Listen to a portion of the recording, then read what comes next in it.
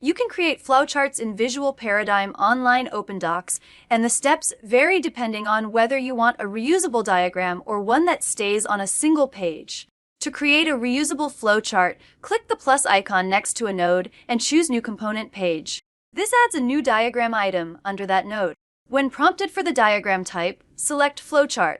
A blank editor will open where you can add process steps, decisions, connectors, and other symbols to map out your workflow.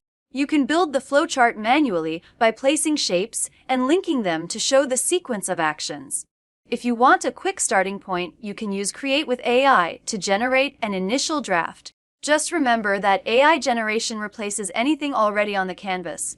After the draft appears, reorganize the shapes, refine the flow, and adjust the layout until it accurately represents your process. When you're done, click Save, then use the back arrow to return to your page.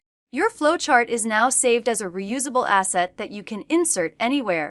To place it on a page, open the page in edit mode, click Insert, choose Diagrams, and select Import Existing. Pick your flowchart, and it will appear immediately. If you only need the diagram on one page, you can also create it directly inside that page. While editing a page, click Insert, choose Diagrams, and select Flowchart. The editor will open, and you can then build it manually or let AI generate a starting structure. You can always adjust the AI-generated result to match your intended runtime view. Once finished, save and close the editor, and the flowchart will be added to the page.